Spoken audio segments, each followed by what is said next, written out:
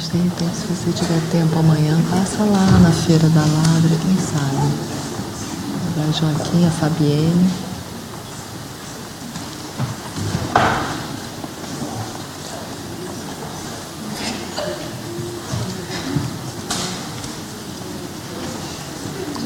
Meu filho. Vai que cresceu, né? Deu porta em si. ABC.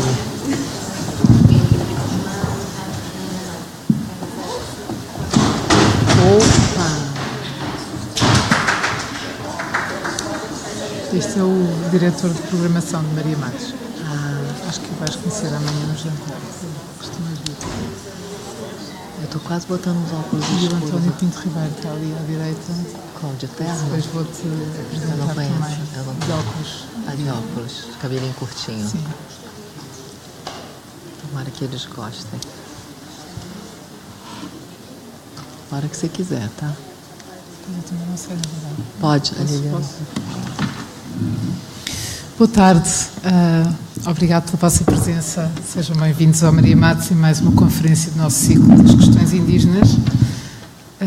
Eu vou muito brevemente apresentar, começando por agradecer a presença também da Aparecida Vilaça. É um privilégio podermos ouvi-la hoje e neste ciclo. A Aparecida é antropóloga, é professora e investigadora no Museu Nacional da Universidade Federal do Rio de Janeiro e tem várias relações académicas também com a Europa. Na Universidade foi professora visitante várias vezes na Universidade de Cambridge. Está ligada também com a École des Hautes-Études em Paris e é membro de um grupo de investigação do Museu do Quai Branly. É talvez uma das mais notáveis antropólogas, etnólogas, como se diz no Brasil, a trabalhar sobre o contexto ameríndio da atualidade e notável não apenas no Brasil, mas a nível internacional. Tem um compromisso há muitos anos de trabalho diretamente com um povo indígena, o Zuari, também conhecido como Paca Nova, e o trabalho dela caracteriza-se por um aprofundamento não só das relações do Zuari entre si, como, e muito especificamente, a sua relação com os brancos. O trabalho dela desde o início dos anos 90 que se inspira muito nas discussões sobre a importância do conceito de predação nessa relação do Zuari com os brancos. A tese de doutoramento que foi publicada em português e em inglês é uma articulação de um trabalho etnográfico e de arquivo sobre como é que os Zuari lidaram com o seu primeiro contacto com os brancos, e foi das pessoas que mais trouxe luz a um dos temas mais complexos do trabalho sobre o contexto ameríndio, o canibalismo. Tem um trabalho de uma enorme sensibilidade humana sobre o canibalismo funerário que os Zuari praticavam até à década de 60. Tendo sido, portanto, sempre fiel ao trabalho sobre o Zuari, nos últimos tempos tem trabalhado sobre a sua conversão ao cristianismo protestante. E o livro mais recente que publicou, ainda só em inglês, intitula-se Praying and Praying, usando um trocadilho do praying de rezar com o praying de caçar, o que diz muito sobre esta continuidade deste tema da predação. É, no entanto, muito em torno do que ela própria chama dos corpos instáveis, que ela tem trabalhado também sobre essa relação, não apenas do Zuari com os brancos, mas do Zuari com várias outras entidades do mundo, entre elas os animais. E foi por essa razão que desafiámos a vir aqui falar precisamente sobre esse tema, a relação com os animais. Obrigada. Muito obrigada. Eu agradeço essa apresentação tão gentil. Agradeço muito ao convite do Teatro Maria Matos. É para mim uma grande honra estar aqui presente nesse ciclo de debates. E vou pedir, então, a permissão de vocês para ler, porque eu me organizo melhor lendo com o tempo. Então, o título, como está aqui, é A Humanidade e a Animalidade no Universo Indígena Amazônico. Sou antropóloga. Isso quer dizer, dentre outras coisas, que sou interessada por culturas de outros povos e que o meu meio de conhecê-las não é através de livros ou questionários, mas partilhando a vida com essas pessoas. É essencialmente por isso que chamamos de pesquisa de campo, que distingue a antropologia de outras ciências sociais. É a pesquisa de campo. O foco de meus estudos são os Wari, povo de cerca de 3.000 pessoas que vivem na Amazônia brasileira, na fronteira com a Bolívia. Convivo com eles há exatos 31 anos. Cheguei ali pela primeira vez em agosto de 1986, como aluna de mestrado no Museu Nacional. Desde então, visitei-os mais de 15 vezes, para estadias que variaram de 1 a 4 meses. Fui para lá, solteira, casada, com 1 e depois 2 filhos, e recebi várias vezes 2 de meus anfitriões, meu pai Paletó e meu irmão Abrão, em minha casa no Rio de Janeiro, onde conheceram o restante da minha família. Como o Paletó não cansava de repetir para mim, ao longo dos anos nos tornamos parentes de verdade, o que para eles significa pessoa que se faz próxima e que partilha memórias, cuidados e comida. Aí, meu pai Paletó e meu irmão Abrão. Quero contar para vocês algo desse percurso e, por meio dele, mostrar que os Wari entendem o parentesco como algo que diz respeito não somente às relações entre as pessoas, mas inclui as relações com outros seres, sobretudo com os animais. As concepções de humanidade e de animalidade envolvidas aí são diferentes das nossas, especialmente porque não há fronteiras rígidas entre elas. Quem é humano e quem é animal depende do contexto relacional e da perspectiva dos interlocutores. Vou apresentá-los a essas concepções à medida em que discorrer sobre as minhas descobertas entre eles. São concepções existenciais e filosóficas que espero desperte o vosso interesse. Ao chegar, desconhecia completamente o idioma Wari. E a minha comunicação fazia-se por meio dos jovens que conheciam um pouco do português. Fui aprendendo com eles como uma criança aprende a falar. No meu caso, com auxílio da escrita, nosso eficiente recurso mnemônico. Nesse aprendizado, pediam-me para repetir coisas que eu não compreendia em sua língua, mas que os fazia rir, como, por exemplo, eu peidei, ou eu sou mulher de inimigo. E eles riam muito da minha fala. No início eu pertencia, portanto, a essa categoria, inimigo, cujas relações com os Wari são historicamente marcadas pela guerra. Desde o início do século XX, quando os seus inimigos tradicionais, indígenas de outras etnias ou outras tribos, começaram a ser assassinados e a desaparecer, os brancos tornaram-se os principais inimigos. Seringueiros e seus empregados invadiam as suas terras à procura de borracha e de outros produtos e não hesitavam em dizimar aldeias inteiras com suas armas de fogo. Os Wari revidavam sempre que podiam, não necessariamente logo depois dos massacres, mas atacando as casas dos seringueiros. Os jornais locais, nesse início da década de 60, 1961 precisamente, quando os conflitos chegaram ao ápice, estampavam manchetes onde comparavam os Wari a lobos sanguinários, sugerindo que decepavam pessoas vivas, o que não era verdade, embora comessem já em casa partes dos corpos dos inimigos mortos. Esses jornais omitiam as crueldades dos brancos, que jogavam crianças Wari vivas para o alto para que caíssem sobre facões e fossem cortadas ao meio. Decepavam orelhas dos adultos, atiravam na vagina de mulheres e eletrificavam cercas. Somente em 1961 foi concluída a chamada pacificação, por meio de expedições realizadas por agentes do governo e missionários religiosos, que visavam atrair os índios com a oferta de ferramentas de metal e outros presentes. Desorientados por tantas perdas e em fuga constante dos brancos, os Wari aceitaram a aproximação e a guerra teve fim. foram, como se diz no linguajar dos políticos locais, pacificados. Embora os brancos continuem a ser chamados inimigos, não se faz mais guerra com eles. Para compreendermos a concepção Wari sobre os inimigos e sobre mim, é preciso dizer que, entre eles, os seres vivos são classificados, de um modo geral, em duas categorias, Wari e Karawá. Wari é o pronome nós, e significa também gente, ser humano, correspondendo à posição de predador, é aquele que come, que vai caçar.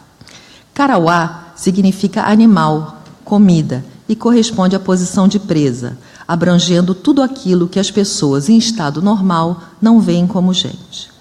Nesse regime, os inimigos são, para os Wari, seres da mesma categoria dos animais, Karawá. Fui descobrir a equação entre inimigos e animais por acaso, ainda nos meus primeiros meses entre eles. Estava me aproximando da casa de uma família com a qual convivi intensamente, quando a filha pequena começou a chamar a mãe para avisar a minha chegada. Ela falava, em Wari, claro, a inimiga está chegando, a inimiga está chegando. Sua mãe, envergonhada diante da sinceridade da criança, que explicitava o que seria a concepção geral deles sobre a minha pessoa, chamou sua atenção. Se ela fosse animal, estaria andando de 4. Você está vendo que ela está de pé, disse a mãe. A oscilação no modo como eu era classificada, ora como inimiga, animal, ora como Wari, na perspectiva da mãe e das pessoas próximas a mim, que me consideravam Wari, evidencia um aspecto essencial do pensamento deles. A humanidade não é algo fixo, um atributo com o qual se nasce e morre. Assim, as categorias Wari e Karawá, ou seja, humano e animal e inimigo, do outro lado, são, antes de tudo, posições dependentes do conjunto de relações em um momento específico. Mesmo uma criança Wari, ao nascer, não é automaticamente considerada gente, pessoa, estando ainda imersa nesse contínuo de humanidade que inclui os animais. E não só entre os Wari. Nos mais diferentes grupos amazônicos, o fato dos genitores serem humanos não é garantia da humanidade da criança. Em alguns povos, como os Panará, os Araueté, os Guaiaqui e os Paracanã, o corpo da criança é literalmente modelado com as mãos após o nascimento, ganhando a forma humana. Os Paracanã, índios de língua tupi, explicam que modelar o corpo do bebê tem o objetivo de diferenciá-lo dos corpos dos animais. Entre os Piaroa, um grupo indígena da Venezuela, o bebê é chamado animalzinho. O bebê Piro, um grupo indígena do Peru, no momento do nascimento, é inspecionado para que se decida se ele é humano ou não. Pode ser um peixe, um jabuti ou outro animal. Essa ambivalência de identidade, apesar de muito marcada no período que se segue ao nascimento, ocorre em vários outros momentos da vida. Toda a infância e mesmo diversos períodos da idade adulta, especialmente durante as iniciações, a primeira menstruação, a reclusão guerreira e a doença, esses períodos todos são particularmente marcados como de grande suscetibilidade, muitas vezes entendida como a possibilidade da perda de uma identidade propriamente humana. Nas palavras de um antropólogo, Antoni Sigia, sobre os Suiá, ele dizia o seguinte, que a doença grave, a morte, a fraqueza e a sexualidade são também transformações dos seres humanos sociais em seres semelhantes a animais. Tornar um bebê propriamente Wari, ou seja, em humano de determinado tipo, envolve a construção de laços de parentesco e de consubstancialidade, que não são dados automaticamente com o nascimento. Assim, ao ser amamentada e mais tarde alimentada com comida produzida pela mãe e trazida pelo pai, a criança passa a reconhecê-los como pais e a chamá-los pelos termos de parentesco adequados. Assim vai aos poucos tornando-se humana, mas não de modo irreversível. Alguns brancos, ou seja, não indígenas, como aconteceu comigo, também podem passar por esse processo de humanização gradativa, o que se dá especialmente por meio da comensalidade.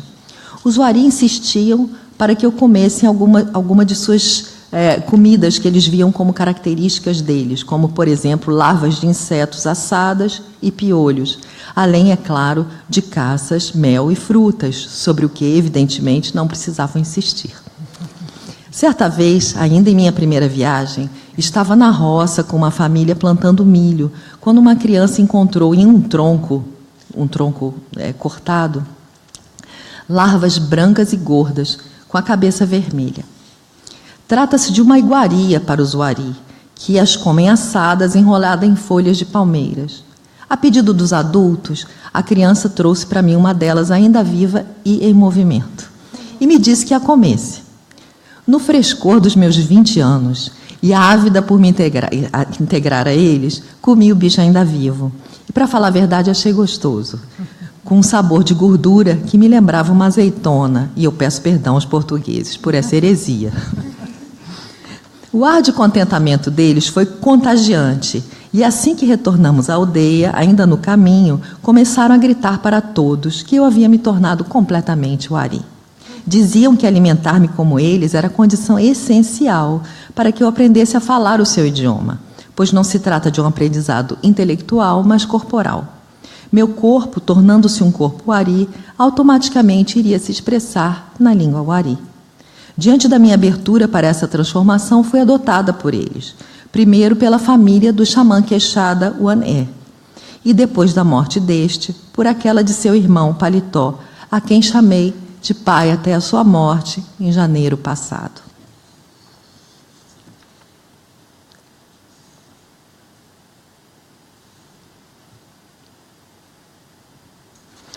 Com a alimentação e a convivência, assim como a minha prática de escrita e os métodos aprendidos na minha formação como antropóloga, de fato, aprendi a sua língua, e eles mais e mais afirmavam aos outros que eu estava me tornando uari.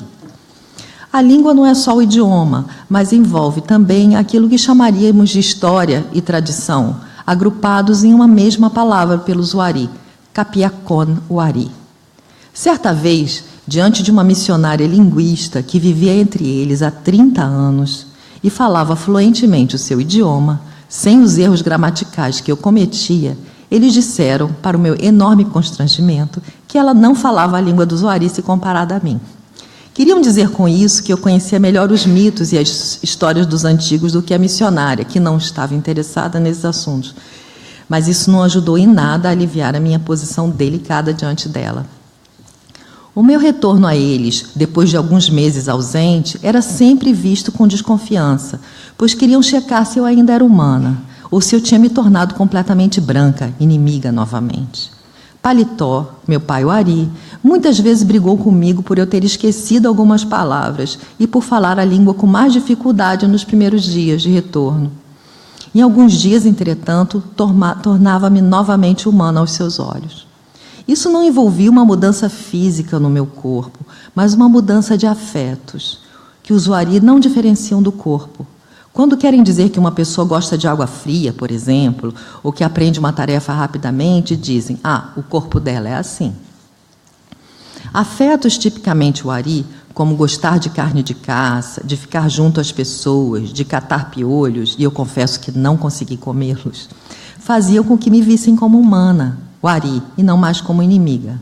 A tal ponto os afetos e o corpo se misturam que, atônita, presenciei Paletó, durante uma visita que fizemos juntos a uma aldeia distante, comentar que eu tinha o mesmo formato de pernas que ele, evidência da nossa relação de filiação. Ter afetos e corpo uari não implicava na perda de meus afetos ocidentais, não indígenas, no meu gosto pelas cidades ou por determinadas comidas, ou de minha capacidade de falar o português. Eles ficavam como que esquecidos, obliterados, mas estavam lá para serem ativados em outros contextos relacionais, em outras relações, como quando eu voltasse para casa, ou em meu encontro com outros brancos que frequentavam a aldeia. Como os xamãs, sobre quem falarei daqui a pouquinho, eu também tinha 2 corpos e podia alternar entre um e outro. Vivendo como uari, provavelmente os meus conterrâneos do Rio de Janeiro não me reconheceriam automaticamente como um dos seus, supunham os meus anfitriões. Uma colega antropóloga, Joana Miller, que estudou um outro grupo indígena, os Nambiquara, observou um episódio interessante que revela uma concepção muito semelhante de corpo. Este define uma identidade que é instável por ser baseada exclusivamente na perspectiva, na visão, tanto da própria pessoa quanto dos outros sobre ela. Um homem nambiquara foi preso e passou uns dias na cadeia da cidade. Ao ser libertado, disse aos seus parentes, que o esperavam do lado de fora, que havia gostado da cadeia, pois ali fora bem tratado e muito bem alimentado. Os seus parentes entraram em pânico, repetindo: veja, você não é inimigo, você é um dos nossos. Parece que tiveram sucesso, pois levaram o recém-liberto de volta para casa com eles. Nem sempre, entretanto, a solução é positiva. A oscilação identitária ou a alteração da pessoa entre posições distintas pode ter consequências irreversíveis quando ocorre em circunstâncias especiais. Relata um evento que se passou entre um outro grupo indígena amazônico, os Araueté, que foi analisado no trabalho de uma colega antropóloga, outra colega, Camila Decaux. Constatou-se, a partir das vistorias regulares de equipes de saúde às aldeias, que uma menina indígena, com cerca de 1 ano, não ganhava peso e adoecia com frequência. Depois de vários episódios, fizeram pressão para que ela fosse internada na cidade, ideia que a mãe, relutante inicialmente, acabou por aceitar e acompanhou a filha. Depois de um tempo, ainda sem resultados visíveis, a mãe precisou voltar à aldeia para cuidar dos outros filhos e foi obrigada pela equipe de saúde a deixar a criança aos seus cuidados na cidade, pois diziam que de outro modo ela morreria. A criança, então, foi levada à casa de uma enfermeira solteira, sem filhos, que passou a cuidar dela como uma filha, alimentando-a como uma criança da cidade, com massas e biscoitos recheados. Os pais indígenas solicitaram muitas vezes a volta da criança, que permaneceu 2 anos na cidade. Finalmente, a enfermeira foi obrigada a levá-la de volta, acompanhando-a na viagem de barco até a aldeia. Junto com ela, vieram as duas. Os pais as esperavam no porto. A criança, que chegou vestida como as meninas da cidade, não os reconheceu. Não quis de modo algum dormir na casa deles na primeira noite, mas no dia seguinte teve que ser deixada com os pais, para o desespero dela mesma e da mãe adotiva, que em outra casa não parava de chorar. A criança não compreendia mais o idioma dos pais e não aceitava a comida que lhes ofereciam. Chorava pedindo biscoito. A mãe, por sua vez, forçava-a a comer, o que entendia ser a comida verdadeira, assim como a deixava no mato sozinha por alguns minutos para que se acostumasse com a vida ali. Isso foi tomado pelos brancos como maus tratos, e a criança foi levada de volta para sua mãe adotiva, para o desespero dos pais, que, tristes, diziam que ela havia se tornado branca, não os reconhecia mais. Entre os Wari, há o caso de um homem chamado Machine Taparapé, que eu conheci em seus 80 anos. Quando ele tinha cerca de 5 anos, sua aldeia foi invadida por brancos, que mataram seu irmão e o levaram consigo. Machine foi levado de lá para cá, até que foi adotado por uma família na cidade, estudou um pouco e serviu o exército. Cerca de 20 anos depois, foi levado de volta à sua terra e reconhecido por parentes. Mas ele não só não os reconhecia, como não compreendia o que falavam. Meu pai Paletó, que estava comigo no encontro com Machine, observou que ele havia se tornado completamente branco, inimigo. Ele ainda não podia compreender o idioma nativo, depois de já viver lá por muitos anos entre os Wari. Certamente essa transformação poderia ter sido revertida em algum ponto, assim como no caso da criança criada pela enfermeira, mas por razões diversas não foi. Como já sugeri, ao falar das crianças vistas como animais ao nascer, a oscilação identitária não se dá somente... eu acho que passou, é um antes. Pulou. É um homem com caça. Bom, é esse. Como já sugeri, ao falar das crianças vistas como animais ao nascer, a oscilação identitária não se dá somente entre os Wari e os brancos, ambiente que nos pareceria mais natural, dado o aspecto evidente, humano evidente dos inimigos. Assim como os Wari e como os inimigos, diversos animais também veem a si mesmos como humanos.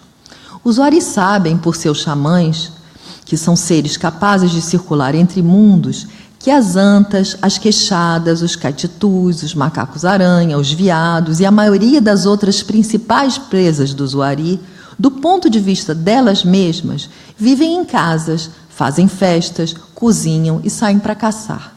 São gente e têm uma cultura igual àquela dos Wari. No entanto, por terem corpos diferentes, veem as coisas de modo distinto.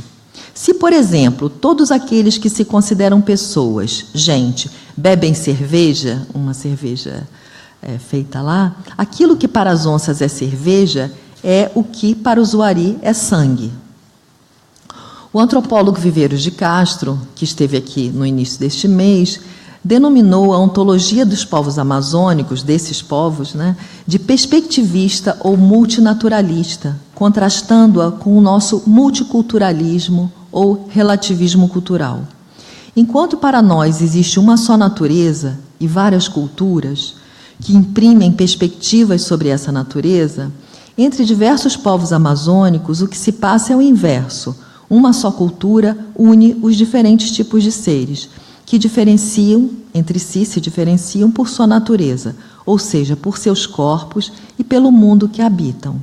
De um lado, o nosso, temos diferentes culturas em um mesmo mundo. De outro, aquele de diversos povos amazônicos, temos diferentes mundos, diferentes corpos e uma mesma cultura. E com cultura eu quero dizer práticas cotidianas, festas, rituais, o que eu estou chamando de cultura aqui. Entre os Wari, somente são humanos os animais que têm, segundo eles, um espírito ou alma, que eu estou usando aqui como sinônimos. É preciso explicar que a acepção Wari de espírito é muito diferente da nossa. Não se trata, como entre nós, de algo que se possui, que se carrega consigo, algo que corresponde à nossa verdadeira ou mais profunda identidade, mas de uma capacidade de se transformar, de ter diferentes corpos em diferentes contextos, ou seja, trata-se, paradoxalmente, de um princípio anti-identitário. O espírito Wari não dá ao corpo sentimentos, pensamentos e consciência, como a gente imagina o espírito entre nós, pois essas capacidades estão no corpo, propriamente dito.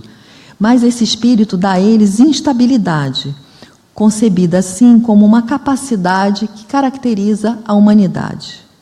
Os seres com espírito veem a si mesmos como humanos, mas têm também a capacidade de se fazer ver como humanos por outros tipos de seres, ao se relacionarem com eles como semelhantes, como parentes. De um modo geral, esse processo corporal, resultante da relação com outros seres, é aquilo que os Wari chamam de doença, geralmente causada por um animal que, ao predar ou raptar, torna a sua vítima um parente. Trata-se de um tema comum na Amazônia, e muitos dos cuidados com as crianças e também com adultos visam impedir esse tipo de transformação, ou seja, impedir que as pessoas se identifiquem ou se aparentem com os animais.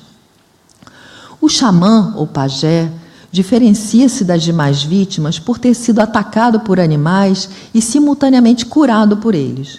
Com isso, ele passa a ter dois corpos, um humano, aos olhos dos Wari, e outro animal. Meu avô Wari Orowam, morto recentemente, era xamã onça. Na maioria das vezes, o seu corpo onça era ativo enquanto o seu corpo Wari dormia, ou seja, enquanto ele estava dormindo. Os sonhos do xamã são suas viagens pela terra dos animais da sua espécie, quando ele caça e come com eles. Vê a todos como gente, é como se estivesse com a família, com os parentes. Mas se essas incursões ao mundo dos animais ocorrem mais frequentemente durante o sonho, momento em que o espírito tem existência plena como um outro corpo, os diferentes corpos do xamã não são entidades estanques e se misturam em algumas ocasiões. Certa tarde, ao conversar com Orowam, meu avô Wari, acompanhada do meu irmão Abrão, filho do paletó, reparamos que ele começou a coçar os olhos, assim, como se tivesse dificuldade em ver. Abrão, sabendo do que se tratava, começou a falar-lhe ao ouvido. chamando-o de avô e pedindo-lhe para que olhasse bem, pois éramos ambos seus netos, eu e ele me incluiu por gentileza no grupo. Felizmente deu certo, pois Abrão veio explicar-me depois que Oroame estava se tornando onça e nos via como presas. Em outra ocasião, agora que é do Oroame, meu Deus, pulou aquela, então vamos voltar. Aí. Em outra ocasião, propus a Oroame, esse que vocês estão vendo, entrevistá-lo com uma filmadora sobre a sua vida em meio às onças. Ele sentou-se em um pequeno banco, comigo diante dele, e várias pessoas curiosas em torno de nós. Oroame passou então a alternar a sua conversa comigo com conversas paralelas, com interlocutores que me eram invisíveis e com os quais falava em voz baixa, virando-se para o lado direito.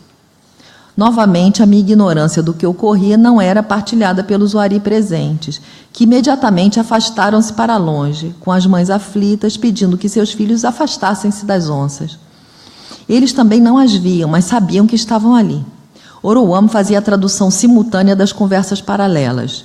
Dizia-me que as onças estavam querendo me atacar, mas que ele havia dito a elas que não o fizessem, pois me considerava sua parente.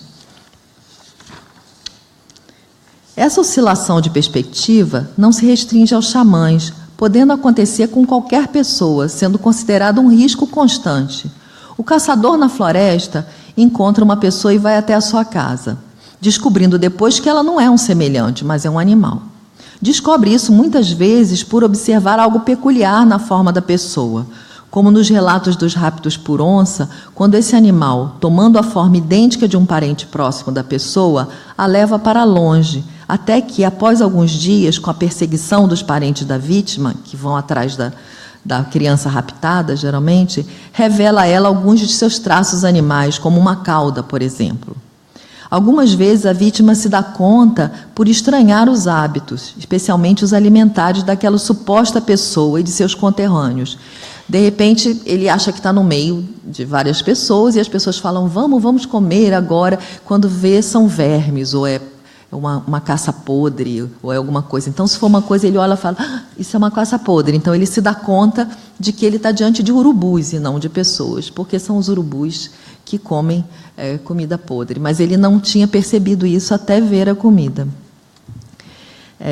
Outros, então, dormem em árvores, por exemplo, dizendo que estão em redes. Diante disso, encontra um modo de escapar essa pessoa e volta para casa. Se por acaso ele estiver vendo um animal como um perfeito semelhante e perceber seus hábitos como análogos aos seus, terá sido capturado por ele, o que significa que será tornado seu semelhante. Se quiser voltar para casa, não será mais reconhecido pelos seus, mas tomado por um animal. Nisso, a comensalidade tem um papel central, não somente pelo fato de que a mesma comida constitui corpos semelhantes, mas especialmente porque ser capaz de partilhar comida é sinal importante de identidade de perspectiva. Ou seja, se eu estou vendo a comida que você vê do mesmo jeito que você, nós somos semelhantes, somos provavelmente parentes. Se eu olho, por exemplo, no caso da onça, era uma coisa comum de acontecer, se encontra uma onça e a vê como gente, mas a onça fala, vamos beber xixa. E aí a pessoa olha e fala, mas isso é sangue, deixa eu sair correndo daqui. Essas não são pessoas, são onça. As pessoas, os animais e as coisas só existem de uma determinada forma a partir de perspectivas específicas. Novamente, lembrando Eduardo Viveiros de Castro, quando ele comentou sobre a cosmologia dos índios Matinguenga, e eu estou citando Eduardo, o que parece acontecer no perspectivismo ameríndio é que substâncias chamadas por substantivos, como, por exemplo, peixe, cobra, rede ou canoa, são de algum modo usadas como se fossem indicadores relacionais. Eles podem ser comparados a termos de parentesco. Por exemplo, você é um pai somente porque há alguém para quem você é pai. Alguma coisa é um peixe somente porque é um peixe para alguém. Fim da citação. Assim, proposições do tipo gente é macaco de onça encontradas em diversas etnografias, são, como mostrou uma outra antropóloga brasileira, Tânia Lima, para os Yudjá, um outro grupo indígena. Ela diz, da mesma natureza desta outra, meu tio é avô de meu filho. Assim, se sou vivo, isso para os Yudjá, o tucunaré é um peixe. Se sou morto, o tucunaré é um cadáver. Fim da citação.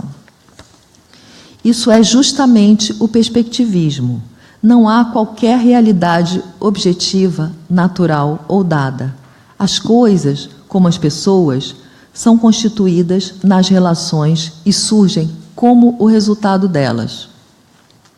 É provável que vocês, ouvintes, estejam se perguntando como Zuari e outros grupos conseguem viver em um mundo assim, onde tudo parece oscilar, onde animais são gente e gente é animal. Como vivem pessoas com corpos cronicamente instáveis? Em um trabalho sobre a noção de pessoa entre os índios Jívaro, Achuar do Equador, uma outra antropóloga francesa, agora Anne-Christine Taylor, tendo como referência inicialmente o contexto das relações domésticas, observou que a subjetividade para eles ela vai dizer, primariamente uma questão de refração. A sua fonte está na percepção dos outros. Sugeriu então, e eu estou citando, ela vai dizer, se o eu é um estado, ele é por natureza altamente instável, no sentido de que a paisagem interna de alguém é moldada pela compreensão que ela tem sobre como os outros percebem a si. O eu é produzido na intersubjetividade. Assim, todo desequilíbrio externo, desde a morte de uma pessoa até as desavenças internas, tornam a pessoa vulnerável, o que se traduz muitas vezes em doença. A instabilidade que vim mostrando até aqui não é, portanto, consequência apenas dos encontros extraordinários na floresta, mas parte intrínseca das relações internas ao grupo local, ou aquilo que podemos chamar de sociedade. Depender da imagem do outro para a concepção de si produz, de fato, uma significativa vulnerabilidade. Anne-Christine Taylor, outra vez, sugere, então, que, diante disso, devemos procurar entender os meios pelos quais se adquire uma subjetividade minimamente estável, que ela fala. Necessária, ela vai dizer, se não para a sobrevivência física, dado o grau extremo de ansiedade gerado, pelo menos para a reprodução da tradição. Para ela, essa estabilização se dá por meio das relações de parentesco, que permitem a construção de imagens de si estáveis nos entes próximos, na forma de memória, dos atos de cuidado e afeto, o que, como vimos, corresponde à fabricação de corpos assemelhados, a partir de um potencial estendido de subjetividade, que vai incluir os animais, né? Um outro modo de minimizar essa ansiedade, essa instabilidade, ou de lidar com essa vulnerabilidade, no caso do Jívaro, é o encontro com o espírito ancestral, que oferece à pessoa a imagem de seu futuro, que nos remete ao movimento tipicamente amazônico e já comentado por muitos autores, que é esse movimento de abertura ao outro, de abertura à alteridade, na busca da experiência do ponto de vista do outro sobre si. Assim, temos guerreiros que adotam o ponto de vista do inimigo, xamãs que adotam o ponto de vista de animais, para permitir aos outros a experiência indireta dessa alteração, a experiência de si pelo olhar do outro. Da mesma forma, se pode compreender o movimento generalizado e bem documentado em direção à experiência do ponto de vista dos brancos, por parte dos índios, né? Como disse de novo Tânia Lima, para os Yudjá, eu cito aqui, o verdadeiro conhecimento é condicionado não pela retirada do sujeito, mas por sua apropriação de uma posição dentre as muitas ali existentes. Fim da citação. A vulnerabilidade gerada pela instabilidade dos corpos resolve-se, então, em dois sentidos. O primeiro deles é a neutralização desse potencial de transformação por meio do aparentamento e dos processos curativos e profiláticos. Isso é um lado. O outro, segundo, é a maximização desse potencial de transformação, no sentido de um movimento constante e controlado, na medida do possível, da experiência de si por meio de um outro olhar. Um último ponto sobre o corpo que me parece interessante é a ideia da sua impossível totalização. Isso me parece um ponto essencial, pois o caráter partido, porque posicional, dos corpos amazônicos é uma das suas características centrais. Com isso, eles se diferenciam, por exemplo, do corpo que surge nas abordagens fenomenológicas, como aquela de Merleau-Ponty. Nelas, se o corpo, assim como na Amazônia, igualmente fonte de toda a percepção, ele existe como realidade, no caso da fenomenologia, por meio do somatório dessas percepções.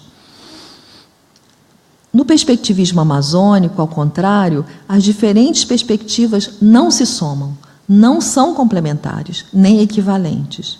Isso não quer dizer que uma seja intrinsecamente mais verdadeira que a outra, mas sim que a relação entre as perspectivas é sempre contextual, de modo que a hierarquia entre elas, como, por exemplo, quem é gente, quem é animal, quem é predador, quem é presa, é resultado da agência das pessoas envolvidas e sempre pode ser revertida.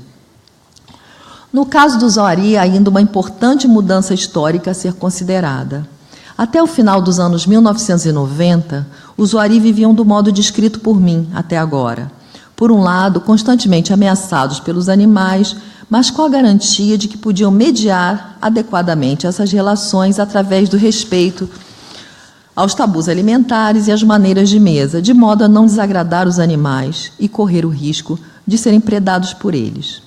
Dedicavam também intenso cuidado às crianças e aos demais parentes, de modo a estabilizar-lhes, a assegurar-lhes uma humanidade especificamente Wari. Em suma, fazendo deles parentes.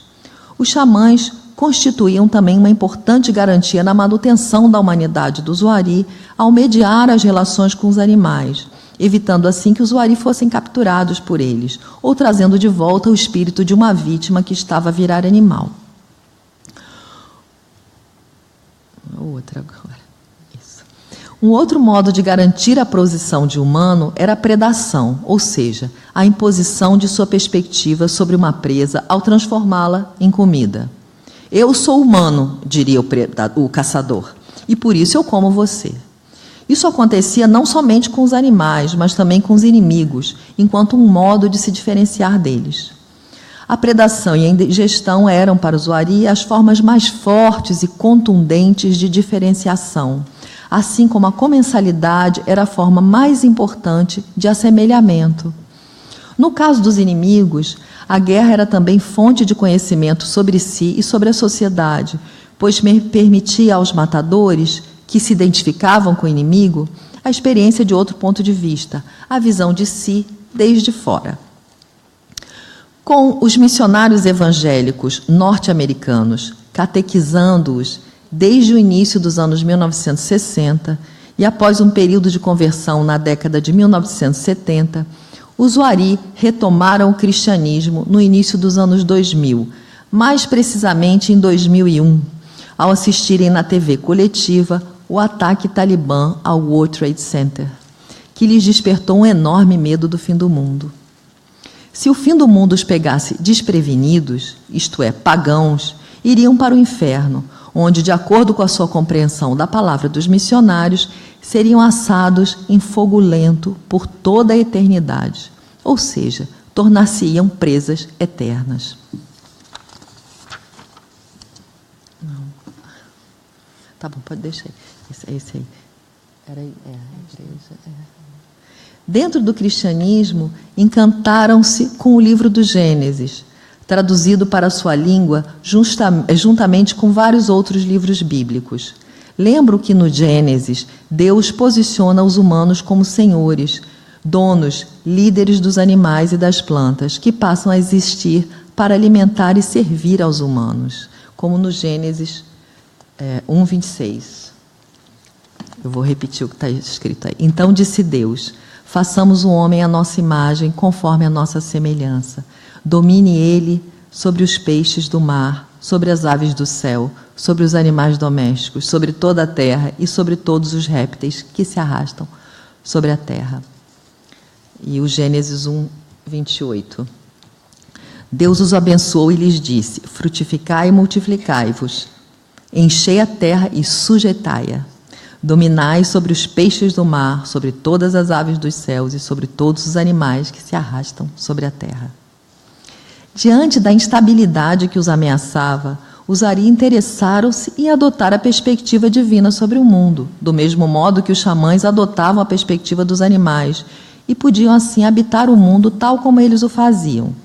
Ver o mundo da perspectiva de Deus, do Deus cristão, implicava na dessubjetivação dos animais, que perdiam as suas capacidades humanas e deixavam assim de ser uma ameaça aos Wari.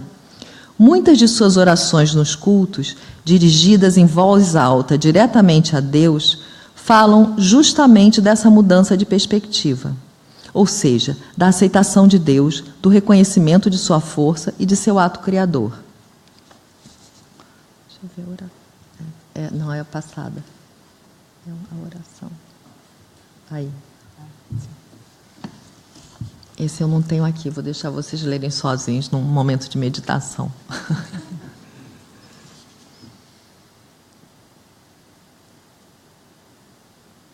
Isso tudo é falado em língua Wari. Os cultos são integralmente na língua nativa.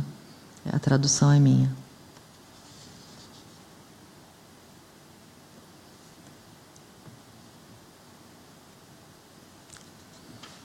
Com isso, foram abandonando os tabus alimentares e os cuidados com os animais e constataram que não ficavam doentes. Com o tempo, os xamãs foram parando gradativamente de acompanhar os animais, dizendo que passaram a seguir Jesus.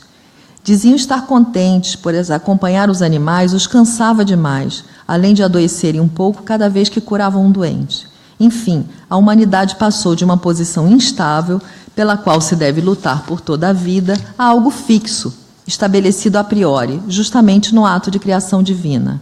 Meu avô, xamã onça, Oruam, que vocês viram aqui, tornou-se crente alguns anos antes de morrer, no ano passado. Ele faleceu. E hoje não há mais xamãs entre os Wari.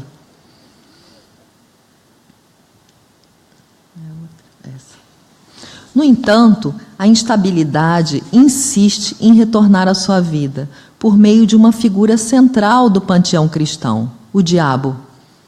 O cristianismo, sabemos, é indissociável da figura do diabo. Para os Wari, um membro da comunidade divina, um parente de Deus, que agiu mal e foi banido. O diabo logo passou a atuar, restituindo a agência dos animais, possuindo-os e fazendo-os agir como humanos, causando novamente doenças nos Wari.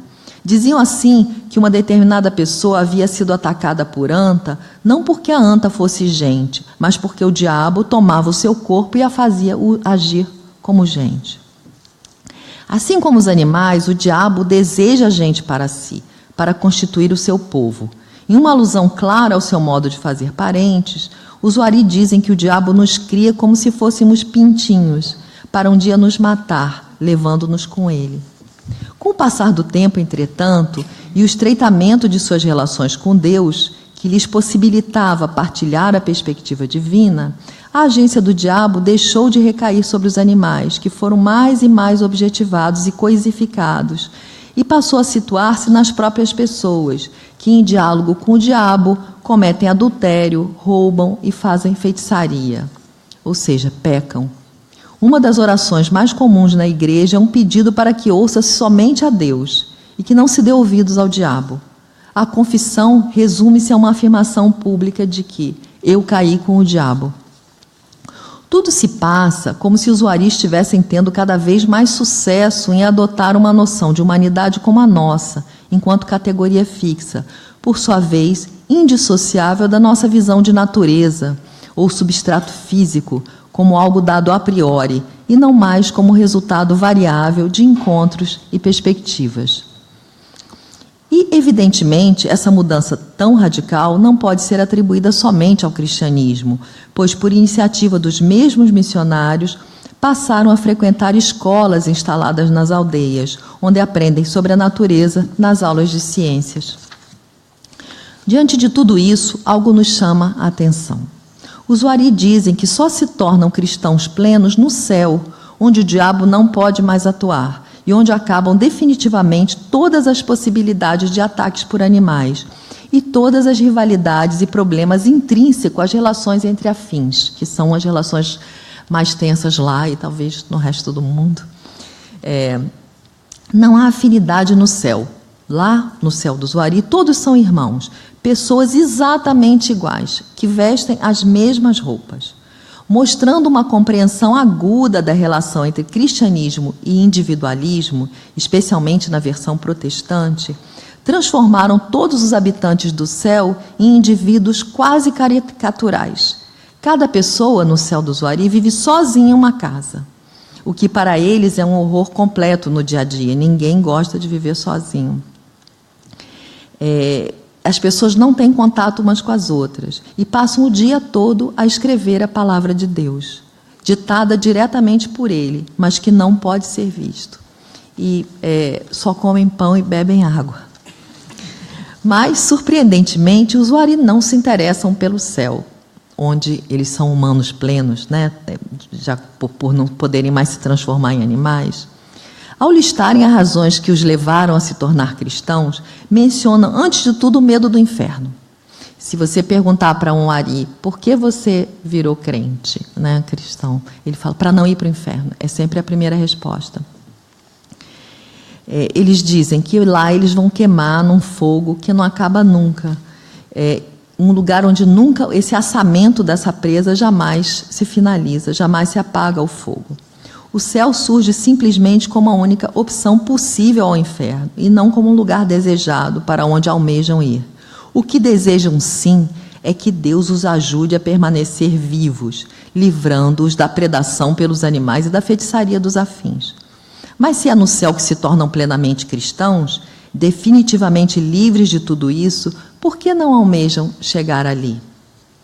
A minha hipótese é que, embora os Zuari constatem os riscos de sua instabilidade existencial, desse processo constante de alteração, e tenham se interessado pelo cristianismo como um recurso para a estabilização, não conseguem se ver como humanos em uma situação de plena estabilidade, como no céu. Como se o seu conceito de espírito ou alma revela, o humano verdadeiro é aquele que pode se mover entre diferentes humanidades, entre diferentes perspectivas, experimentando o mundo de diversas formas. Quando se tornam exclusivamente humanos, deixam de ser gente, do mesmo modo que acontece se seguirem no sentido oposto, quando se tornam plenamente presas no inferno. O humano está entre as duas coisas, na possibilidade de oscilação, que, se idealmente pode ser controlada pelos xamãs, pelos tabulas alimentares, pelo cuidado com as crianças e pela incorporação de inimigos, como eu, necessariamente envolve riscos. Embora soe estranho, podemos dizer que, se não puderem deixar de ser gente, então não podem mais sê-lo. Para ser gente é preciso resguardar o potencial de ser animal, de ser inimigo, mesmo sem ativá-lo. Dentre as implicações dessa instabilidade para sua visão de mundo, o convívio com os Zuari mostrou-me que eles entendem ser usual e aceitável a coexistência de perspectivas distintas e, algumas vezes, até contraditórias. Quando entre nós, os não indígenas, os brancos, eles procuram conhecer o nosso mundo e dialogar com ele sem impor o seu ponto de vista e sem se submeter ao nosso. Lembro-me, certa vez, por volta de 1987, em que conversava com um casal de amigos Zuari. A mulher me perguntou de onde vinha a chuva, e eu lhe expliquei que a água se evaporava e formava as nuvens para então virar água novamente e cair sobre a terra. Ela, espantada, me perguntou, e o lago lá em cima? Não é dali que vem a chuva? Meu constrangimento por estar interferindo no pensamento deles, de estar impondo a minha opinião, um pecado grave para nós antropólogos, foi logo diluído pela observação de seu marido. Veja, para ela é assim, para nós vem do lago. Não houve discussão ou argumentação. A multiplicidade de visões permeia a sua linguagem. O Zuari, assim como alguns outros povos amazônicos, referem todas as suas falas a pessoas específicas. Não se diz, por exemplo, matou-se muita caça, pescou-se muito. Mesmo os fenômenos que consideramos naturais são vinculados ao narrador ou ao observador. Não uma expressão, não há na língua wari para algo como o dia nasceu. Disse, o dia nasceu para mim, ou está chovendo para mim. Mesmo as suas traduções bíblicas, que, a se tomar pelo ensino dos missionários fundamentalistas evangélicos, que trabalham junto com tradutores nativos, e para eles essas traduções deveriam ser o mais fiéis possíveis ao texto sagrado, elas incorporam essa ideia de múltiplas perspectivas. Em todas elas especifica-se claramente a fonte da informação, como, por exemplo, Jesus disse que temos que oferecer a outra face, dizem eles, os missionários. Do mesmo modo, isso é o texto bíblico, do mesmo modo, sempre inserem a partícula talvez nas construções gramaticais do futuro. Dizem, por exemplo, os mortos vão reviver, talvez. Nem mesmo o texto bíblico é tratado por eles como unívoco, generalizante e seguro. Nesse sentido, estão longe de serem os cristãos fundamentalistas que parecem ser. Tem, portanto, mesmo com tantas mudanças, muito ainda a nos ensinar sobre a convivência de perspectivas distintas, oferecendo interessantes soluções para a implosão da doença individualista e fundamentalista que nos assola. Muito obrigada.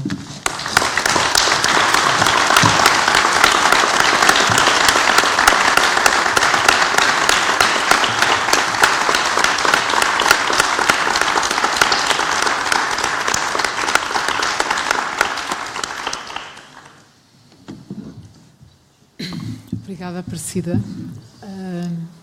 Como é usual, vamos ter agora um tempo para dialogar, para questões que queiram colocar.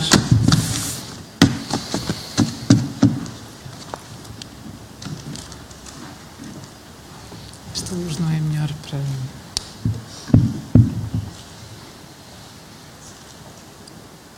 Posso abrir com uma questão e depois deixar-vos pensar. Os wari caçam atualmente? Caçam. E como é que isso é integrado, digamos, na relação com esta visão da condição humana? Portanto, como é que eles fizeram essa transição do ponto de vista mais da relação efetiva com os animais? No momento, agora eles continuam a caçar, tem menos caça disponível, mas eles continuam a caçar, mas para eles não há mais perigo de doenças, digamos, a priori, né? Não há perigo de doenças causadas pelos animais, porque se antes os animais eles eram humanos também e poderiam, então, flechar os wari, revidar uma caçada, eles agora são simplesmente presas, objetos criados por Deus para o consumo humano. Então, eles dizem que os animais não os fazem mais adoecer. Teve um período, como eu disse, que o diabo começou a entrar dentro dos animais e fazer os animais se tornarem gente, raptar as pessoas e tudo. Mas os wari estão nesse processo de cada vez mais, digamos, se aproximar de Deus, né? Então, eles dizem que eles estão ficando mais fortes no sentido de fato, eles falam, Deus, nas orações, como vocês viram, nós sabemos, nós entendemos o que você fez. Se não fosse por você, a gente não comia. Os animais estão aí porque você criou para nós comermos. Então, eles passam o tempo todo insistindo nessa visão de Deus, em dizer, nós estamos vendo como você vê. E, com isso é um processo que evidentemente, eu acho que sempre irreversível. Ou seja, se uma pessoa, talvez depois de caçar uma anta, ficar muito doente, pode ser que essa anta tenha, de novo, se tornado agente, né? E aí vai, por exemplo, procurar um xamã. Na época que meu avô, Oroam, estava vivo ainda, o xamã, ele uma vez chegou um doente para procurá-lo, e as pessoas todas eram já cristãs e falavam para ele que ele era o demônio, tudo. E ele, quando a pessoa chegou, ele falou, a pessoa doente, ele falou, vai lá procurar o Deus seu, vai lá procurar, vamos lá ver se ele cura você, eu não vou fazer nada, não. Então, pronto. Então, é isso. Temos ali uma primeira questão. Esperar. Essa luz é forte no olho, né? Tendo em conta a presença dos evangélicos norte-americanos que referiu, naturalmente que se encontram também em muitas outras partes da América do Sul, A minha pergunta seria: gostaria de saber qual é o balanço que faz dessa presença junto, particularmente, dos Wari. Qual é o balanço? Balanço. Sim.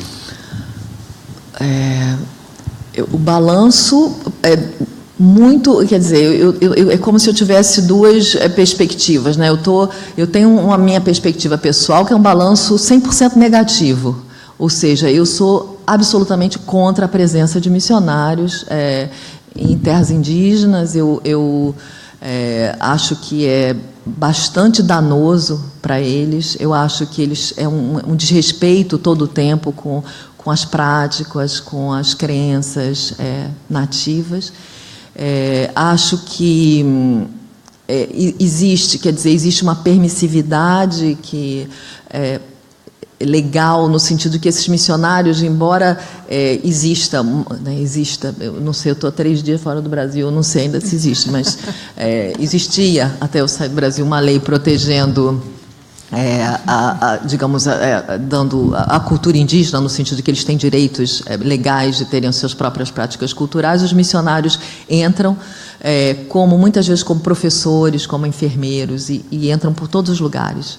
E a população do Brasil, uma boa parte é evangélica. Então, os missionários se misturam com pessoas que trabalham em hospitais ou trabalham na própria aldeia. Então, é toda uma mistura que faz com que eles entrem, digamos, em rede por vários lugares.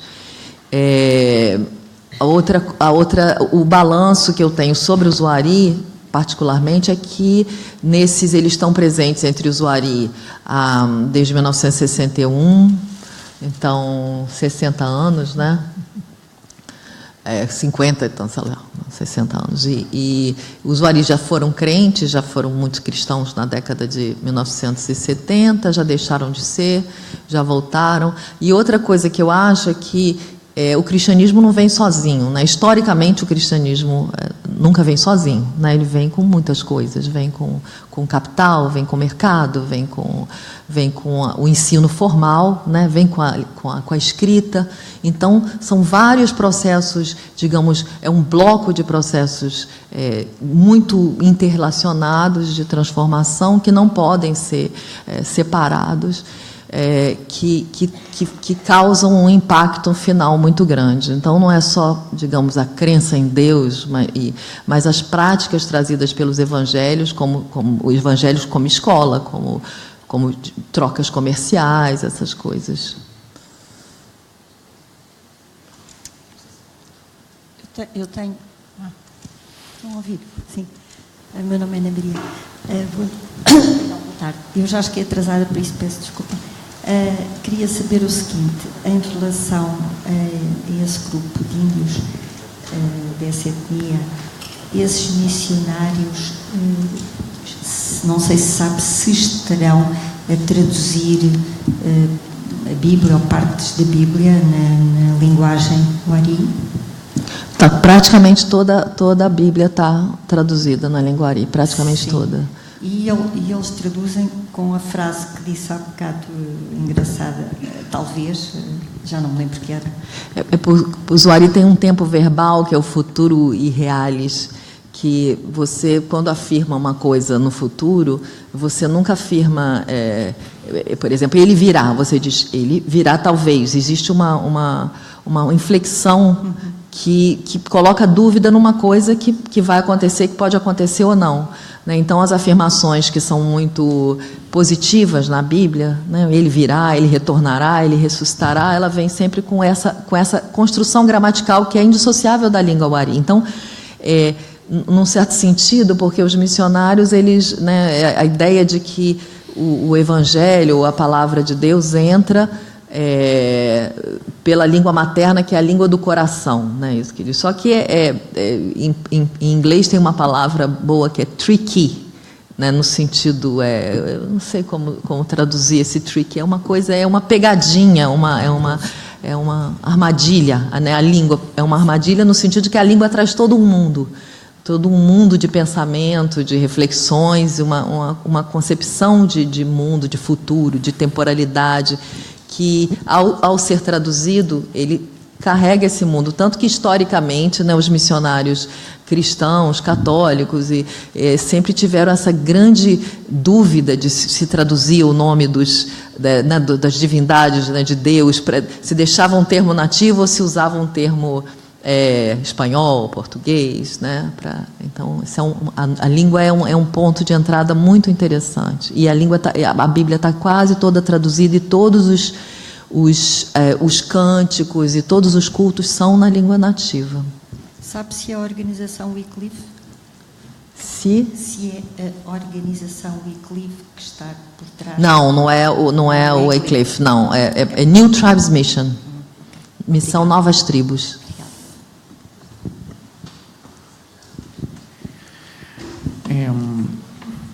Chama-me muito a atenção as conexões que há, não somente no mundo indígena amazônico, também andino. Por exemplo, a forma como o alimento constitui a subjetividade e corporalidade. Né? Isso, bom, há um cronista peruano, Guamán Poma de Ayala, que escreveu um livro muito volumoso, no qual ele fala dos 4 suyos, na época dos Incas, e como em cada suyo, é dizer, em cada região ecológica diferente, comiam de um jeito diferente. E isso era, a consequência disso era um corpo diferente. Isso era uma forma de se distinguir uns dos outros. E ele punha uma oposição, não explícita, mas implícita, com os espanhóis, que não sabiam comer. Isso era muito simples, muito básico, e em termos denunciatórios, não? Os espanhóis comiam ouro, enquanto que os quechuas, todos aqueles povos do Tahuantinsuyo comiam comida de verdade. Por outro lado, eu passei também uma temporada na Amazônia, 6 meses mais ou menos, numa missão católica, que foi no tempo da colônia também, foi um lugar muito importante, foi aí onde se desenvolveu as missões de morros, não, mais abaixo, as missões de Chiquitos, e no outro país, de Paraguai, as missões de Paraguai, não, com os guaranis. E, bom, foi uma experiência interessante, porque eu acho que, em primeiro lugar, para fazer uma avaliação, não, da relação dos indígenas com o cristianismo, temos que ter em claro que o cristianismo não é um bloco. Há muitos cristianismos, né? E cada um deles tem suas coisas positivas, alguns mais negativas que outros.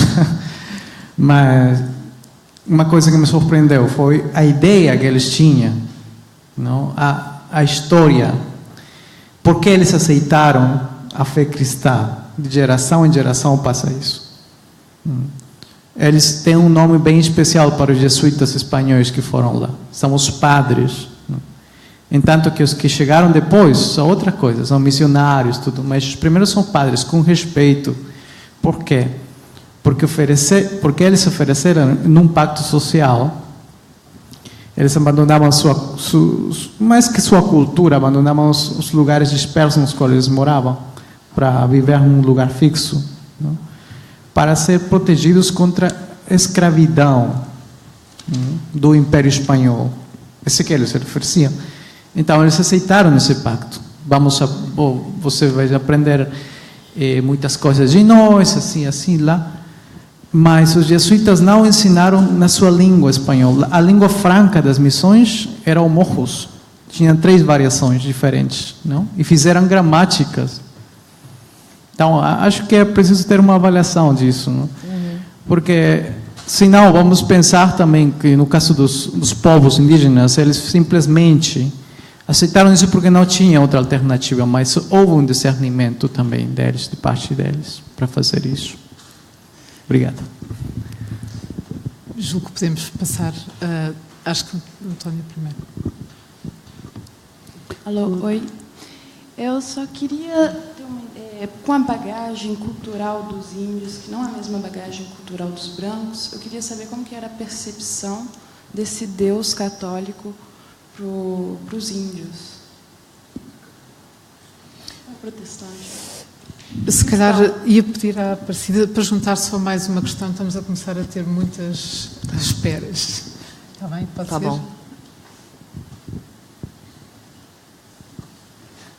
Eu queria agradecer à Aparícia a intervenção fascinante que fez, a forma como nos apresentou o mundo dos Guarani. Num dos slides que apresenta, um dos xamãs, creio eu, pai, não sei agora qual é a terminologia mais correta. Avô Oroam. Aparece na praia. Não, praia, esse era o meu pai, o paletó. Paletó. Tomando mate-leão. Aparece na praia de Ipanema. A minha curiosidade tem a ver se nos pode dizer ou comentar a forma como ele terá ou não incorporado a vida urbana ou a experiência urbana carioca para quem vem deste universo e deste território tão longínquo relativamente ao Rio. Está ótimo, obrigada. As duas, tá bom? Eu começo então pela primeira. Bom, eles demoraram muito a entender que ideia era essa de Deus, né? Eles primeiro não entendiam, porque os missionários falavam: Deus criou vocês, Deus criou os sapos, Deus criou os animais, Deus criou... E eles falavam: que negócio é esse? Que negócio é esse? Eu tenho muitos relatos deles se surpreendendo. Depois, quando foi passando um tempo, eles foram começando a se interessar, principalmente o Gênesis virou um sucesso, o Gênesis, o livro do Gênesis. E não é uma coisa... eu tenho vários colegas trabalhando com, digamos, com a cristianização de grupos nativos, e o Gênesis não é um sucesso geral. Ele é um sucesso para o usuário, assim, muito sucesso. Tanto que nas paredes da igreja eles têm trechos do Gênesis. Eles, muitas vezes, durante os cultos, falam: quem criou as árvores? Quem criou os animais? Aí as pessoas vão respondendo: foi Deus, foi Deus. Então, no meu entendimento, quer dizer, os Wari não tinham nenhum tipo de criador, eles não tinham nenhuma ideia de criação, o que é muito comum também na Amazônia. O universo sempre existiu, digamos. Existem grupos que têm criadores, mas é muito comum não existir uma criação do universo, mas, antes de tudo, uma transformação desse universo por algumas outras questões ou alguns seres. Então, os Wari não tinham essa ideia de criação. Então, eles diziam, a gente achava que as coisas andavam por aí à toa, sempre existiam à toa, e de repente a gente, alguém criou e tal. E eles se interessaram muito, justamente, para mim, foi uma ideia de um processo, como no xamanismo, no sentido de alteração deles entenderem que poderiam ter um outro ponto de vista, e com aquele ponto de vista resolver alguma questão. E, no caso, era ver os animais como simples bichos e presas. E o que para eles é muito complicado é a ideia de um Deus onisciente, onipresente e invisível. Isso é totalmente estranho. Então, na verdade, a tradução do termo Wari, que os missionários na época não entenderam, mas disseram, que eu tenho algum contato com uma das missionárias linguistas, ele é chamado de o verdadeiro invisível em Wari, que a missionária estava entendendo que ela estava dizendo o verdadeiro espírito, mas eles estavam chamando de o verdadeiro invisível, o que é um grande fato, assim, esse problema da falta de corpo, que tudo num mundo, digamos, perspectivista tem que ter um corpo, né? Era isso, mais ou menos. E sobre a sua pergunta, é uma pergunta interessante essa, porque o paletó, indo para o Rio de Janeiro, ele sofre o mesmo processo que eu indo para lá, né? Nesse sentido de adotar, de novo uma coisa meio xamânica, no sentido de adotar um outro corpo, de adquirir outros afetos, né? Tanto que, por exemplo, eles sempre chamaram os brancos, né, os não indígenas, de inimigo, o Iamo. Quando ele chegou no Rio de Janeiro a primeira vez, ele olhou para tudo e falou: mas tem muito Wari aqui. Aí eu falei: como Wari? Não é o Iama, ele falou, o Wari. Ele imediatamente se colocou dentro da... Porque era mais seguro também, certo? Você se vê cercado de parentes do que de inimigos, né? Então, tudo, eu acho que uma coisa importante que eu aprendi com o Zuari é justamente essa instabilidade, essa questão de qualquer identidade ser relacional, né? Então, de eu separar assim, bom, aqui está o grupo do Zuari, aqui o grupo do Zuyam. De repente, ele rapidamente faz assim, sem nenhum processo de transformação. É uma perspectiva que se adota e que, a partir daquilo, tudo começa a andar, né? Evidentemente, tomar matilhão é o equivalente de eu comer as larvas, quer dizer, mais gostoso, eu acho, o matilhão, mas... E assim, vamos. Eu vi que o Filipe e a Liliana, e não sei...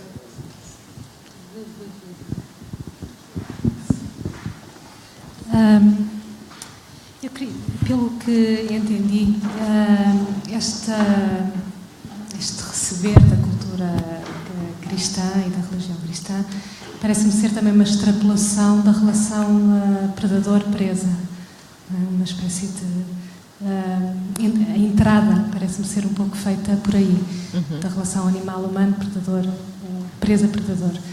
E eu gostava de saber se na cultura Wari, porque as culturas indígenas são muito múltiplas e muito diferentes, se existe algum outro tipo de relação com os animais que não responda a esta dicotomia, se há algo que possa ser do domínio da filiação, por exemplo, ou algo de um outro tipo de afeto que se calhar nos possa permitir pensar numa outra reexistência da cultura Wari fora num futuro hipotético, fora deste também certo aprisionamento que neste momento a religião evangélica está a exercer nos povos indígenas.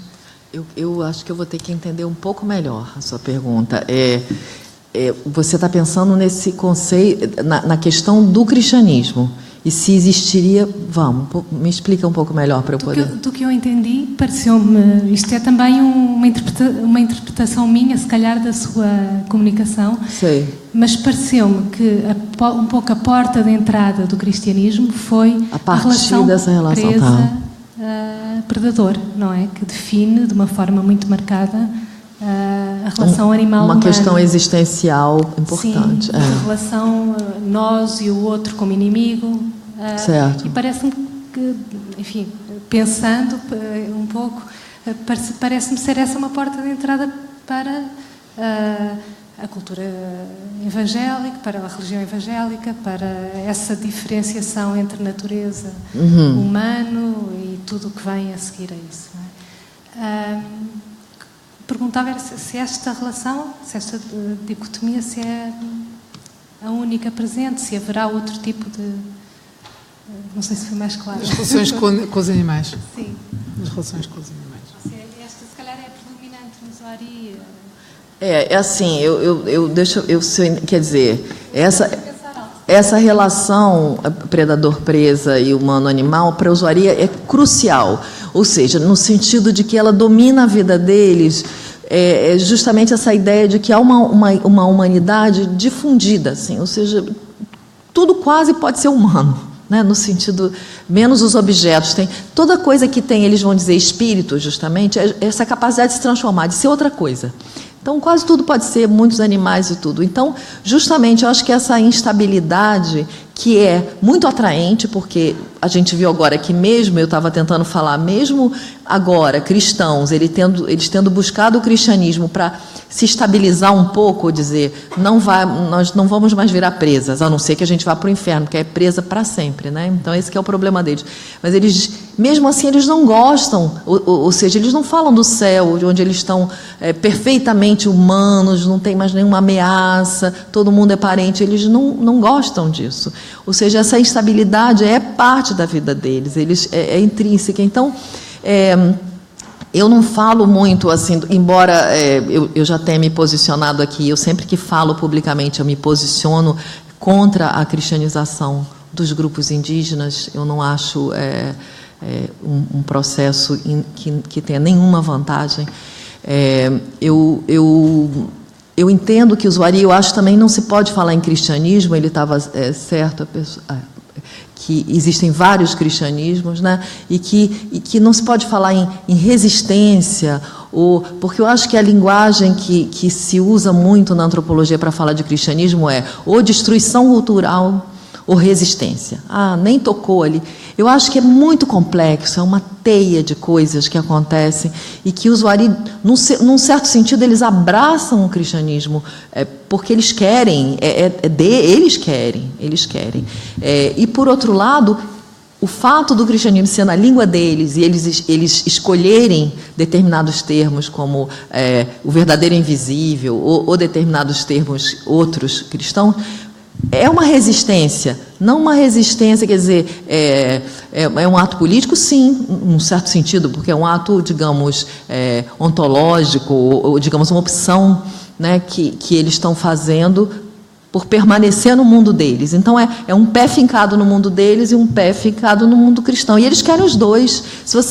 Eles não querem abrir mão de um deles. Então, é uma resistência, mas não uma resistência, digamos, somos contra, é muito assim, cheio de filamentos, eu quero dizer. Então, eu passei os últimos, de 2002 até agora, então, eu sou ruim 15 anos, eu sou ruim nas contas, mas 15 anos estudando isso, né, para publicar meu livro agora, e o que eu fui concluindo, né, fazendo o trabalho e escrevendo, como isso é intrincado, né, como é intrincado, e que os Wari querem viver nesses dois mundos, e eles vivem não no sentido que a gente acha, bom, vamos manter os xamãs ali, não os Wari. Existem outros grupos onde existem os cristãos e os não cristãos, e que eles convivem de algum modo, né? Os Wari não é dessa forma de oposição, mas é uma forma intrincada e pequena e miúda que vai entrando na vida, assim. Não sei se respondi, Liliana. Eu vou só pedir, temos aqui 3 questões, eu vou pedir à Aparecida para juntarmos todas, porque como vai haver uma peça de teatro hoje às 9h30, convinha a seguir à resposta a estas 3 questões fecharmos a sessão. Está bem? Então, Filipe primeiro. Acho que tem uma fascinação também do jeito que tu consegue explicar essa resistência que o Wari constrói, ou de como é mais complexa a teia, né, da entrada do cristianismo entre eles. Isso me anima bastante também de saber que a coisa é muito mais complexa do que os missionários contam, né, quando eles estão traçando as estratégias de evangelização. Esse caso dos Arauetê me chamou muita atenção. Não sei se tu sabe mais alguns detalhes, mas eu tive alguns encontros com missionários, e especificamente com os Arauetê, num encontro de agências missionárias, tinha uma missionária que, num cartaz que ela fazia para buscar apoio para fazer a evangelização dos Arauetê, tinha a conta bancária dela. Aí, quando eu estive em Altamira, encontrei os Arauetê, eu mostrei para eles isso. Olha, vocês estão ganhando alguma coisa nesse mercado de almas? E eles falaram que não. Mas no dia seguinte, eu volto na casa e estava a missionária lá, e eles já estavam numa repressão para não falar comigo. Aí, como tu falou do caso da criança, isso também me chamou a atenção pelo roubo de crianças que tem tido de missionários, né, como uma das grandes estratégias deles de penetração, conseguir furar os bloqueios da FUNAI para entrar nas aldeias, justificar os maus tratos, né, com a lei Atini, a ONG, com a missão Atini, né, com a lei Moagi. E tem tido também vários relatos de as resistências indígenas a esse processo. Acontece muitas vezes quando os indígenas, no contato com o movimento social, eles identificam como aquilo faz mal para a cultura deles e tentam expulsar.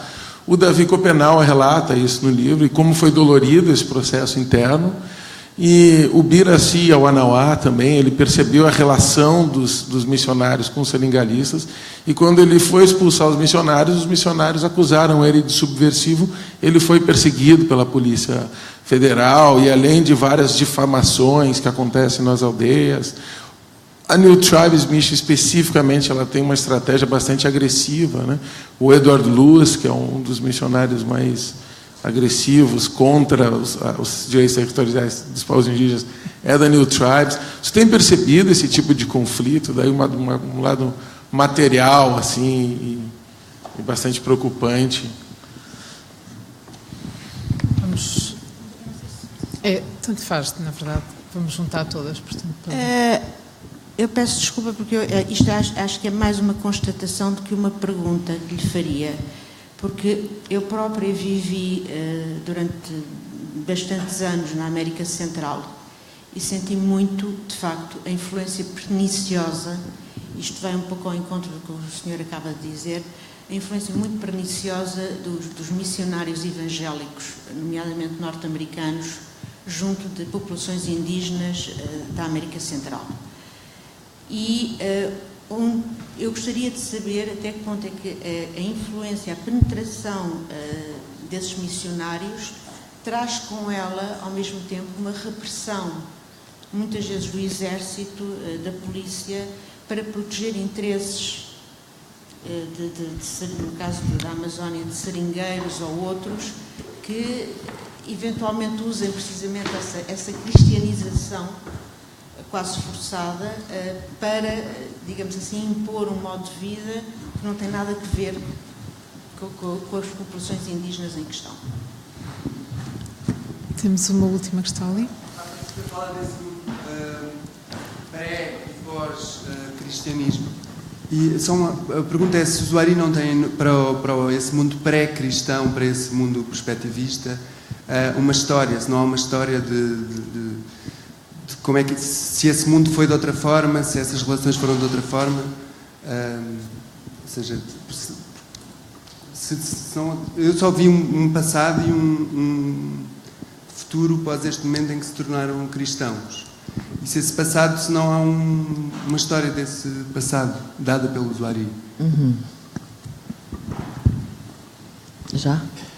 Acho que agora vamos fechar então aqui com estas questões. Está ótimo, obrigada. Essas duas primeiras questões, eu acho que elas estão relacionadas. Historicamente, os missionários, tanto católicos quanto protestantes, de vários tipos, evangélicos entre eles, têm uma ligação muito, muito forte com o Estado, né? Então, no caso da pacificação, chamada pacificação do Zuari, na época, o SPI, que era o Serviço de Proteção ao Índio, contava com os missionários evangélicos para infraestrutura, por exemplo, e existia, digamos, a ação indigenista era baseada na ideia de civilizar. E a palavra civilizar e catequizar eram usadas como sinônimos. Então, catequizar os índios era algo positivo que os levaria à integração e à civilização. Então, eles viam o trabalho dos missionários como trabalho, digamos, de dedicação a uma atividade que era de interesse completo do Estado. Bom, isso sem falar nas missões, século XVI, e preparando os índios para atividades braçais e tal, né? Então, tem toda uma relação de colaboração entre a Igreja e o Estado, e no Brasil, especificamente, a gente sabe, né?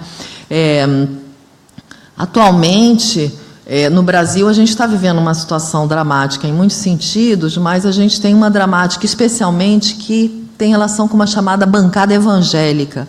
Bancada evangélica são deputados e senadores, principalmente deputados federais, que são as pessoas que fazem as nossas leis, né, que aprovam as leis, que são evangélicos.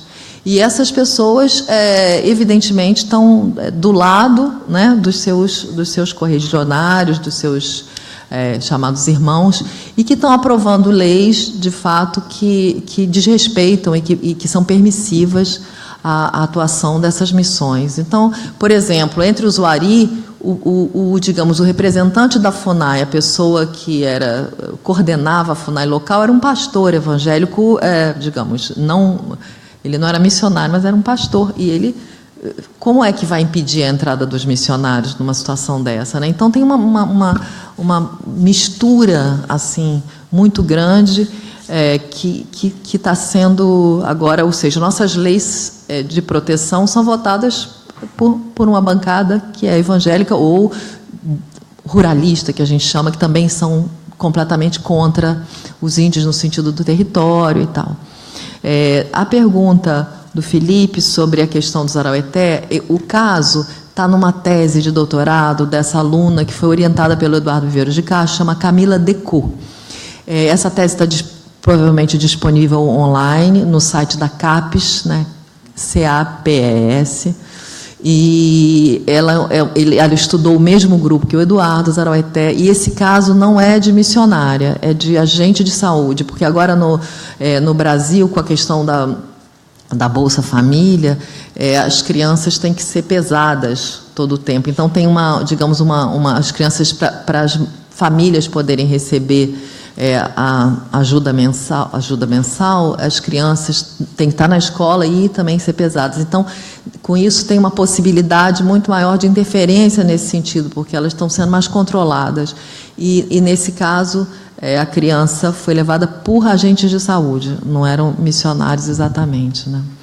Embora isso pudesse ser perfeitamente uma atuação missionária, não tem muita diferença nesse caso. Eu acho que é importante dizer que tem uma população, principalmente a população do interior do Brasil, que é o lugar, digamos, são as cidades mais acessíveis aos índios, né, mais próximas. Ela e a população também periurbana, né, das regiões periurbanas, geralmente financeiramente, monetariamente, de classe social mais baixa, são muitas evangélicas, há muito o índice de evangélicos, de modo que essas pessoas estão juntas com esses missionários, né? É um professor ou uma professora que é contratada pelo Estado, ela não é contratada pela missão, mas ela está lá dentro e ela está junto com a... Ou seja, ela frequenta os cultos, ela troca informações com o usuário, é mais ou menos isso. E sobre a questão de um corte passado, né, que ficou parecendo... Eu estava tentando dizer, foi interessante você ter falado isso, porque eu estava tentando mostrar que não é um corte, mas não é... Eu não queria falar em corte no sentido, porque eu acho que, primeiro, por tudo ser na língua uari, os uari continuam a falar a língua deles, o que é uma mostra de continuidade cultural, me parece muito importante. E sobre o discurso deles sobre o passado, né, que eu acho que é isso que você quer fazer, eles... vai depender muito. Eles, dependendo da hora, às vezes eles vão dizer que eles era muito melhor porque eles tinham mais caça, porque eles tinham mais terra, e às vezes eles vão dizer que era horrível, que os animais causavam doenças, que eles ficavam doentes. Às vezes eles falam, olha, sempre que eu posso, eu sempre fui absolutamente clara na minha relação com eles sobre a minha, meu problema com essa atuação evangélica e com a conversão, né? Então, eu sempre coloquei a minha posição para o usuário, embora frequentasse com eles os cultos e tudo. E eles, muitas vezes, argumentavam para mim, dizendo o seguinte, olha para a gente agora, nós somos muitos, olha quanta gente, a gente parou de morrer. Ou seja, com Deus a gente parou de morrer. Então, eles às vezes falam disso, de um passado onde eles morriam mais, tinham mais doenças e agora morrem menos. Às vezes depende, ou seja, eles não fazem um corte claro e unívoco entre passado e presente. Às vezes eles falam em continuidade simplesmente. Nós somos os mesmos. Às vezes a gente brinca porque eles falam assim, por exemplo, os velhos falam assim, olha, esses meninos estão virando brancos completamente. Olha só, estão andando de roupa, ouvindo música. Então, se eu chego, por exemplo, uma vez estava uns meninos andando com uns rádios assim, gravadores, e eu falei, olha, falando com os velhos, eles são brancos completamente. Falaram, branco por quê? Não, eles são ari, você não está vendo? Eles são ari completamente, que é isso? Ou seja, essa identidade é totalmente variável, depende de com quem você está falando, do que você quer naquele momento, né? Não são identidades fixas. Então, eles veem uma continuidade, eles jamais diriam, nós estamos virando brancos completamente. Eles podem afirmar isso, mas eles vão dizer, nós somos o ari como sempre fomos. Ou seja, há uma continuidade entre o que eles veem do passado e hoje. Tá? Bom, vamos ter mesmo que fechar aqui e peço, agradeço mais uma vez à Priscila.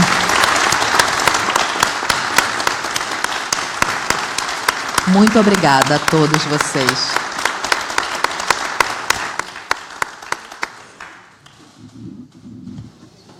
Obrigada aí pela